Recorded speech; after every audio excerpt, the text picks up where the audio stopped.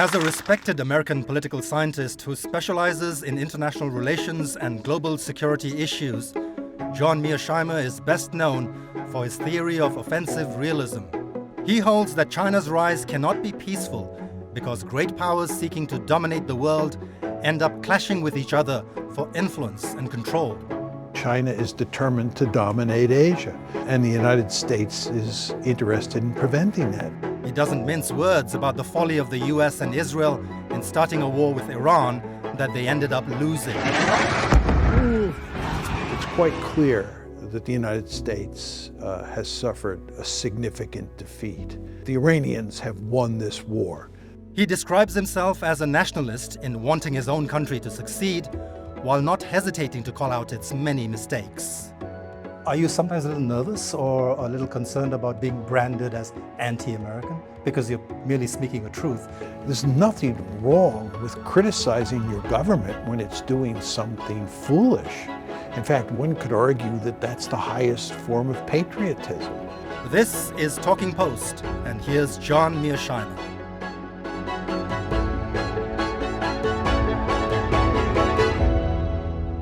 You're in Hong Kong now, we're in China, and I'd like to start this conversation by asking about China, particularly in relation to its ties or conflicts with the US. We consider that the most important geopolitical relationship in the world right now.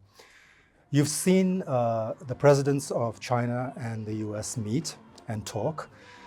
There was nothing much substantial to show in terms of deals and contracts, etc., but it was the two of them talking after a very long time, and the president of the US making a state visit to Beijing.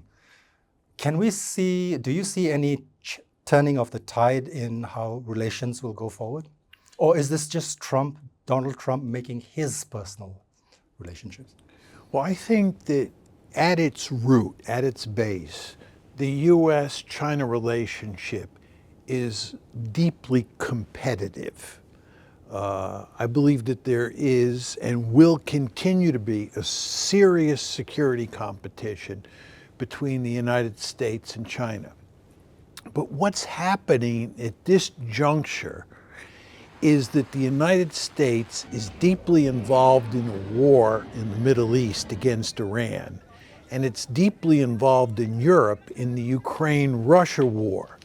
And given American involvement in those two conflicts, the United States cannot afford to have a crisis with China in East Asia. So what you see when President Trump comes to Beijing is that he comes looking to smooth the waters with China, to have as good a set of relations as possible with China now, because we meaning the United States, bogged down in the Middle East and bogged down in Europe. But I believe that once the war in Iran is settled, and once the war in Ukraine is settled, then the United States will concentrate more on pivoting to Asia. And the competition, the security competition between China and the United States will heat up. It's like going back to the main course, which is actually to contain China, isn't it?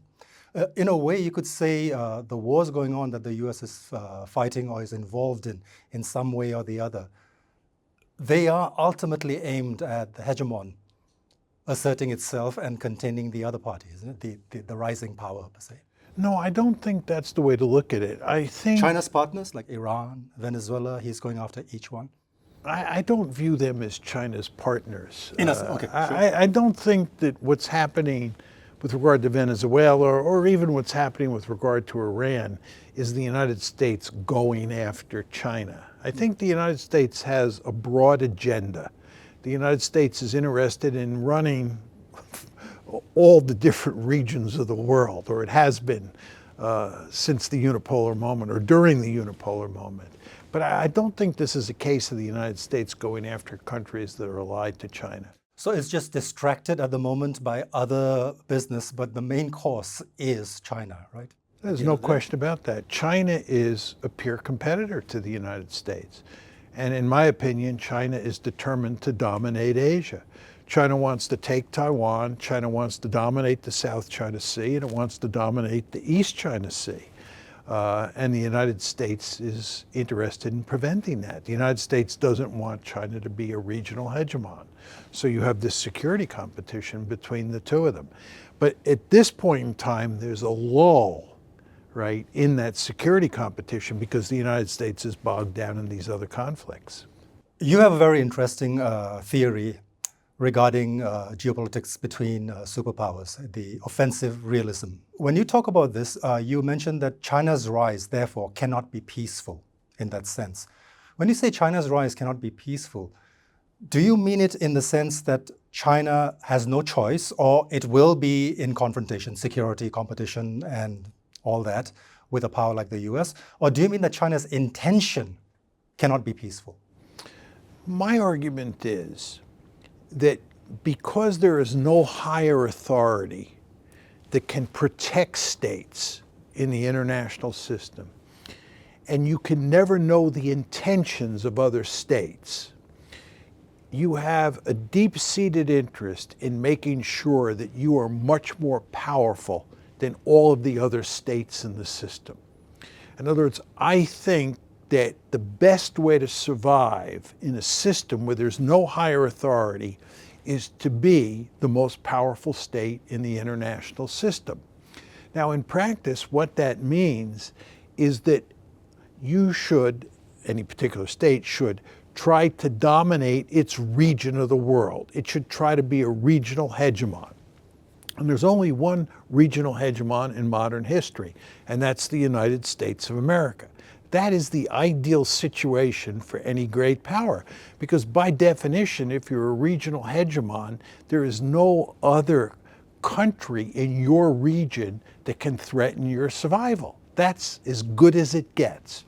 However, there's one caveat, and that is you don't want another country to dominate its region.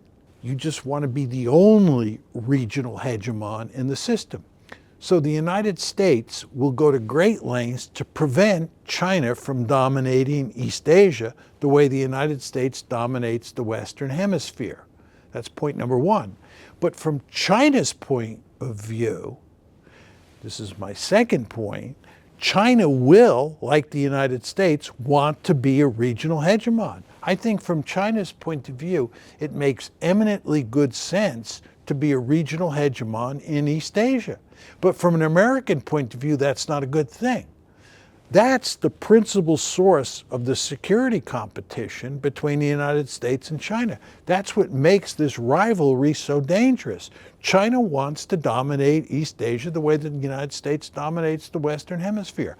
And China should want to dominate East Asia. But again, my point is the United States will go to great lengths to prevent that from happening.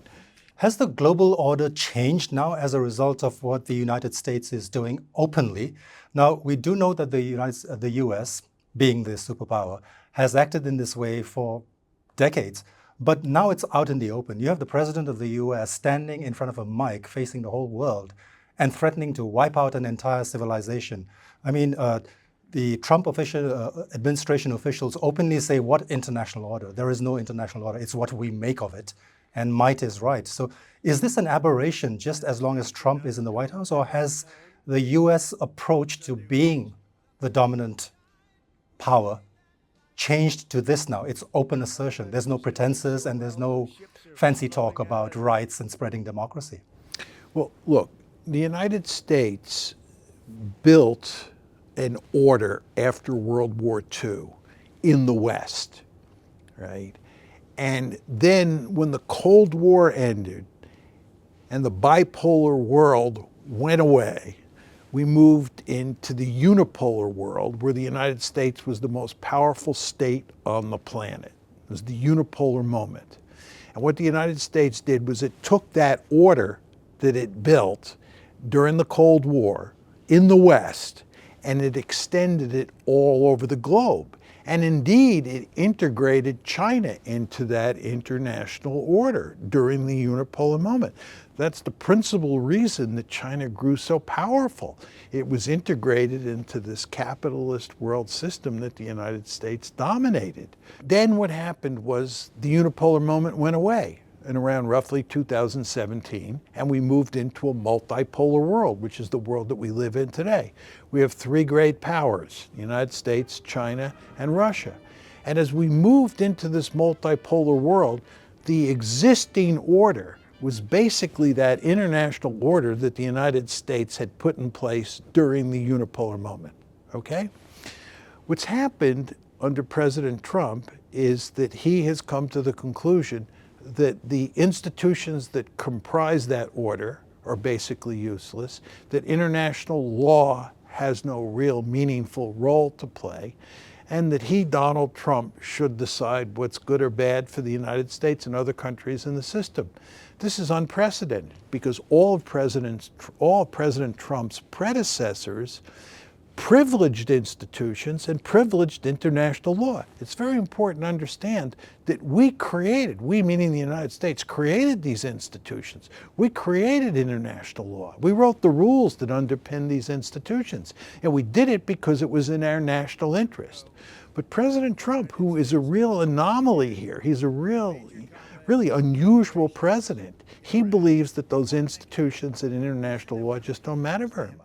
Can he fundamentally change that American approach to all this, or this will just be as long as he is in power? Just as long as he's in power, I believe. Do you believe that America will then shift back to its Yes, I think that once President Trump leads office, there will be a renewed emphasis on international institutions and international law. The almost wishful thinking of America's adversaries is that this is Trump is symptomatic of the decline of the American empire. America will no longer be the superpower in the foreseeable future. This is all just rumors of its demise have been greatly exaggerated, isn't it? America is still the dominant power in our foreseeable times. During the unipolar moment, there was by definition one great power on the planet. It was the United States of America. Then we moved into the multipolar world, the world we're in now. And China and Russia are also great powers. And China is almost as powerful as the United States. So there's no question that when you go from being the unipole to being one among three great powers, there's going to be a decline, by definition, in how much relative power you control. So the United States of America has declined somewhat in terms of power. But in terms of absolute power, it remains as powerful as ever. It's a very powerful state, and it's going to be a very powerful state for the foreseeable future. In fact, two most powerful states in the world today are China and the United States, and they're going to be the two most powerful states moving forward. And what I'm saying is that these two states are going to clash. Not necessarily fight with each other, and hopefully they won't fight with each other, but there's going to be an intense security competition between China and the United States, because China is going to want to dominate East Asia, and the United States is going to want to prevent China from dominating East Asia. Do you think America's allies have, following the traditional mode of the West, the Western alliance, and how they deal with countries like China, do you think they've been left behind in a sense? If you look at the Shangri-La dialogue that just happened recently, we had Pete Hegseth, Secretary of War from the US. He didn't mention Taiwan at all. He talked about the strategic relations between the US and China in terms of military. There is a competition, but his entire language was very different, say, compared with the Australian Defence Minister at the same forum. He went back to the traditional thing. China must abide by international law, the world order, etc. So I got the impression that the Australians didn't get the memo from the US on how foreign policy is going to be carried out now. Well, let's just talk about Hegseth, who represents, I think, Trump's thinking on institutions, international law, and also allies. We talked before about the international order, and there we were talking about institutions and international law. And the point was made that President Trump has little use for international institutions, little use for international law, which is another way of saying he has little use for international order. He also has little use for allies. And that's reflected in Hegseth's comments, right? President Trump treats America's allies worse than he treats America's adversaries, right? So the thing you want to understand about President Trump is he is a unilateralist par excellence. Institutions, by definition, are multilateral in nature. We sometimes refer to them as multilateral institutions. But President Trump is not a multilateralist. He's a unilateralist. He wants to run the world. He wants to run the United States. And I think Pete Hegseth reflects President Trump's view of international politics. And the point I made to you before is that this is extremely unusual in American history. All of Trump's predecessors placed great emphasis on institutions and on international law. We wrote the rules that underpin those institutions. We wrote the laws. And with regard to allies, his predecessors treated allies with great respect because they understood in a complicated world like the one we live in, you need allies. You don't want to make those allies adversaries or turn those allies into adversaries. But that's not the way President Trump sees the world. He's a very unusual president, right? Talking about his problems right now, you can see he's desperate for a deal on the Iran war because the US and Israel's war against Iran, the way it's gone about, I mean, it's pretty obvious that in many senses of the word, victory is the Iranians. You give it to the Iranians. They basically won. Trump seems to be hell-bent on putting language in that document that Iran promises not to pursue nuclear weapons. But they already had that. They had that 11 years ago with Obama and John Kerry. And there it was very specific that they would not do this. Not only that, the Iranian leader, who was the elderly guy who was murdered in his bed eventually, he actually issued a fatwa against nuclear weapons in Iran pursuing a nuclear weapon. So now we're looking at a new agreement, which is being showed to the world as a success in Trump and his deal making, but he's trying to get the Iranians to say what they already signed on paper. And now we all have to accept it. I do accept that. I do have to say it's a relief that the Straits of Hormuz will open, hopefully, as a result of this, and that the world can go back to the uninterrupted commerce. So that is to be welcomed. But in terms of what he's actually showing the world, he's lost a war, and now he's putting something down on paper and hailing it as a triumph, which he already had, and he walked away from himself. Do you want me to disagree with you? Absolutely. I can't. You can't.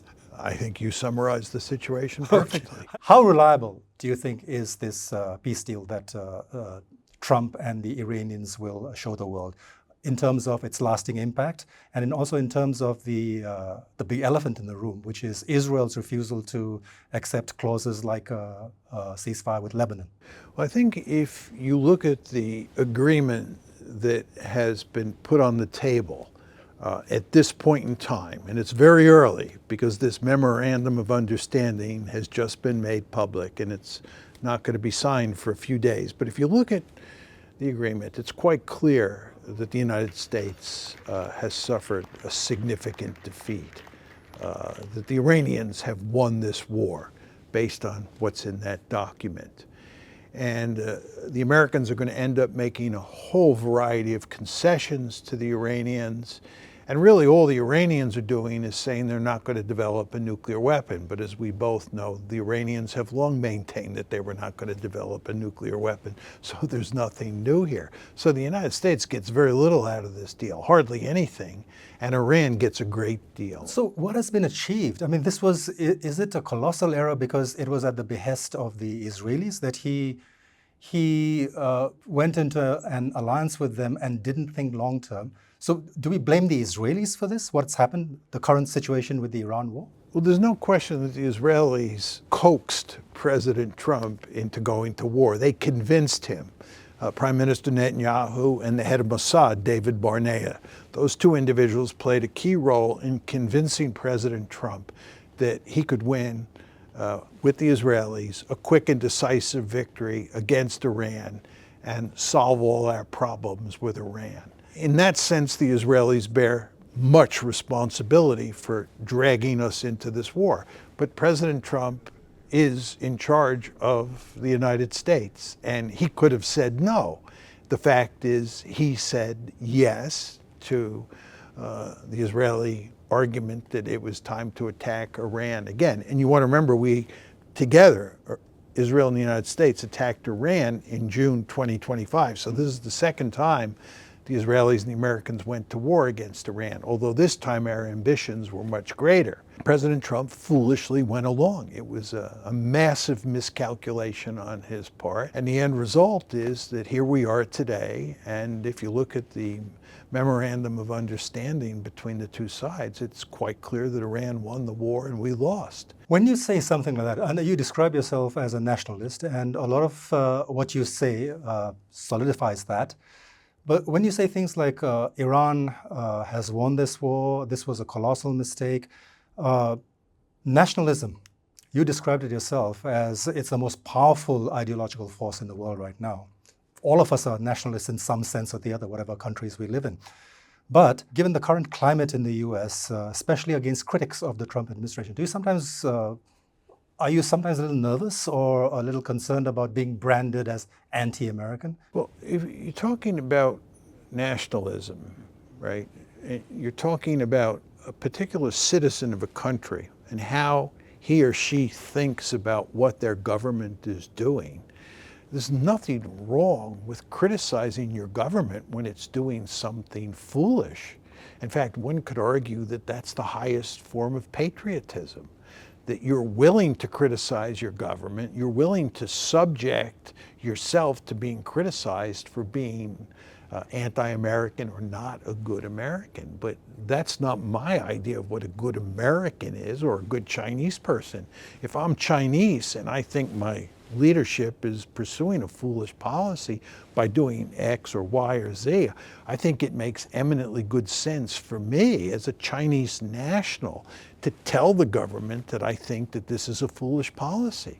So I think anybody who argues that for an American to be patriotic or to be a good nationalist, you have to applaud or support everything your government does is making a foolish argument. You, as a good American, should be able to tell your government when it's pursuing a foolish policy. I see that foolish argument used a lot against people speaking out these days. So, yeah, but the point is that people who are pushing a particular policy don't want other people saying the policy doesn't make sense. And the best way to silence people who are critical of the existing policy is to accuse them of being anti-American or anti-Chinese, depending on which country we're talking about here. In effect, you're smearing people. You can't beat them on facts and logic, so you call them names. You say they're un-American, that they don't love the United States, and so forth and so on. But this is a foolish argument, and it's an argument that people make when they can't win an argument on the basis of facts and logic. When you mentioned Israel basically coaxing and leading the US into this war, in this part of the world, many people struggle to understand the Israeli influence on US governments.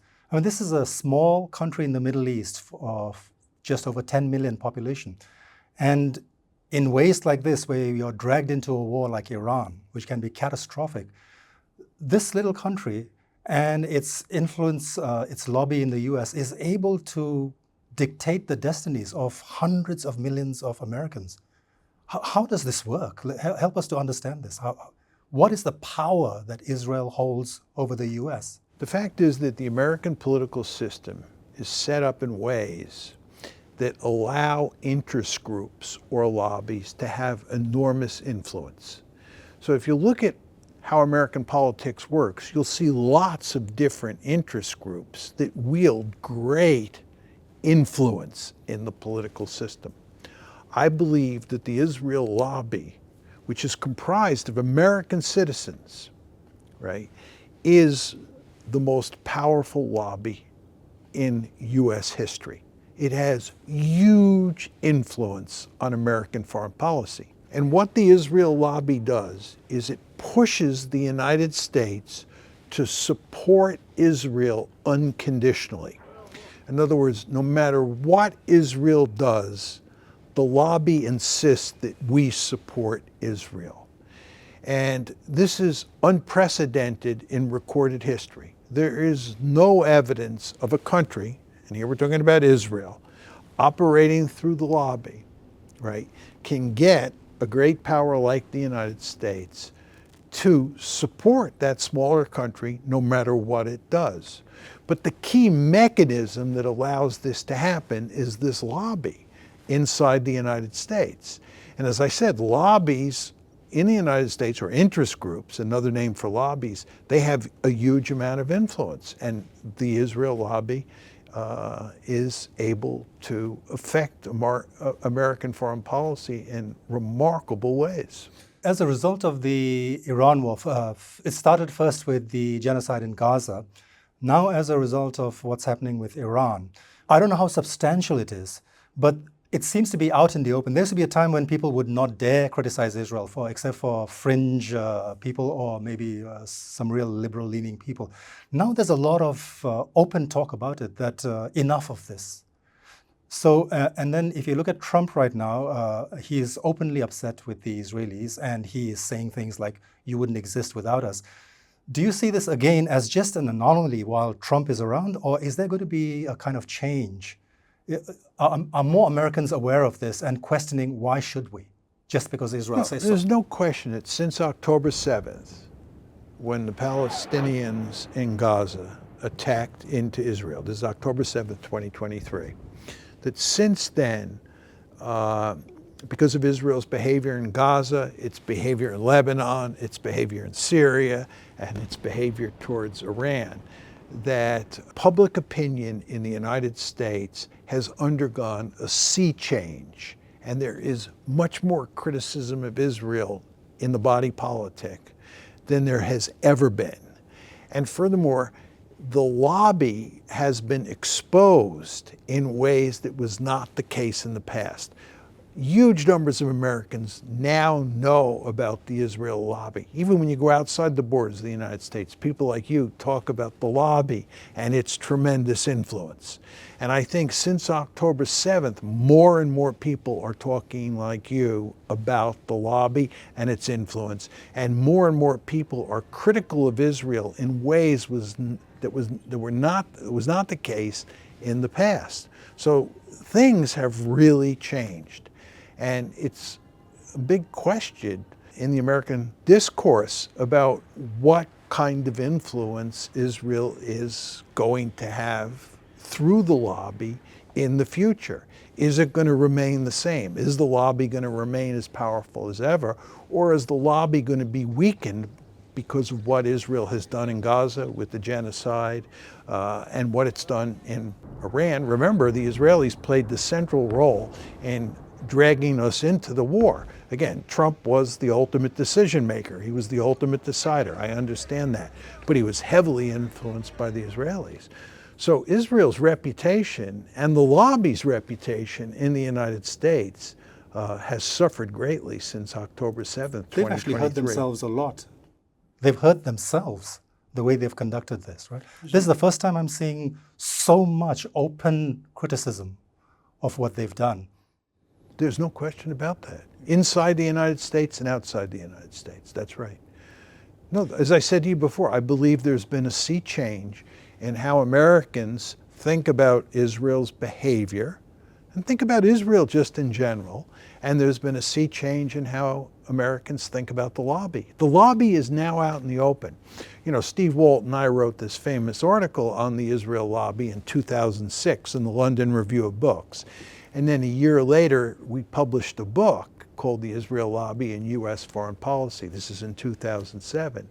And back then, not many people knew about the lobby. And even those who knew about the lobby didn't think it was all that powerful. And there were a good number of our friends who said that they believed we exaggerated how powerful the lobby was in both the article and the book. And as I would say to people at the time, I think really what you're getting here is the tip of the iceberg. We're not exaggerating the power of the lobby. The lobby has awesome power. But I think that's now clear to large numbers of people. That's what's changed. What about the war in Ukraine? That's another war that's not going the way the US or the West wants it to go. From the time it broke out, I was reading Western mainstream media reports of how the Russians are losing and the Ukrainians are really doing an amazing job. It's 4 years later, and I still see that kind of story where Ukraine's a lot of setbacks for Ukraine, for the Russians, and the Ukrainians are really holding on. That's not the reality, is it? No. The Russians are winning the war more slowly than most people, me included, thought would be the case. I thought the Russians would win more quickly. But I think drone technology has allowed the Ukrainians to hold on to territory much more successfully than I anticipated. But nevertheless, the Russians are rolling up the Ukrainians. The imbalance in manpower, or to put it slightly differently, the imbalance in soldiers on both sides, the imbalance in artillery, and so forth and so on, so decisively favors the Russians that they will end up winning what I would call an ugly victory. Don't you think it's something to do with, they say those who cannot remember the past are condemned to repeat it. This seems to be the failure on the people instigating these wars or supporting these wars seems to be not remembering history. When you fight Russia, you've seen how it works out. They have an endless supply of people they throw to the cannon fodder. Same thing with the US invasion, the war against Iran right now. If you look at Iraq, if you look at, go all the way back to Vietnam. All these things seem to be repeated because people don't seem to care about what happened in history. But you're assuming that every time you go to war, you lose. And the fact is that sometimes you go to war and you win. The Japanese went to war against Russia in 1904, and the Japanese won. In 1991, the United States went to war against Iraq, the famous Gulf War, after Iraq invaded Kuwait, right? And we won.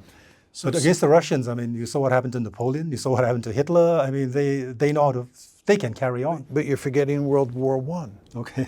The Germans, the Russians were defeated in World War I. They surrendered to the Germans, and you actually had the Russian Revolution, which ended up leading to the creation of the Soviet Union in 1917. So sometimes states win and sometimes they lose. And the problem is when states go to war, they invariably think they're going to win. They may end up losing, that's your point, but they don't go to war thinking they're going to lose. No, they never do that, but they often end up losing, as history has shown. Anyway, last question, Professor. The Iran war right now, it's uncertain. There's a peace deal going on, but we don't know when it's going to go back to bombing. You have a full-blown war still going on in Ukraine.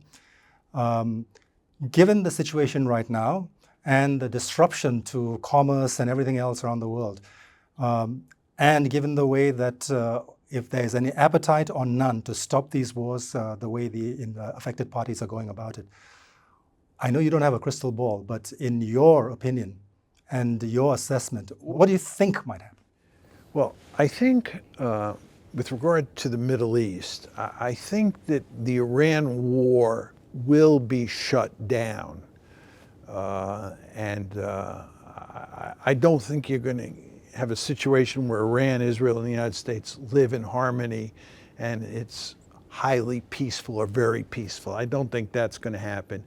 But I think the United States has a vested interest in making sure this war is ended, the Strait of Hormuz is opened, and that the international economy doesn't go off the precipice, right? The reason that the United States is going to enormous lengths to shut this war down right now is because we understand, we meaning the United States, we understand that the economic consequences of continuing this war would be disastrous. So I don't think the United States and Israel are likely to go back to war against Iran. If they do, if I'm wrong, the economic consequences will be disastrous. But again, that's why I don't think that will happen. So I think that war will come to a messy end, but it will end. That's my view. And I think with regard to the Russia-Ukraine war, I think that probably over the course of this year, maybe early next year, the Russians will win an ugly victory. I think the Russians are winning the war. They're slowly pushing back the Ukrainians, more slowly than I anticipated. But I think in the not too distant future, the Ukrainians will surrender, and you'll get a frozen conflict, right? There'll be some sort of armistice, and you'll have a frozen conflict, and relations between the Russians on one side and the Europeans and the Ukrainians on the other side will be terrible for the foreseeable future.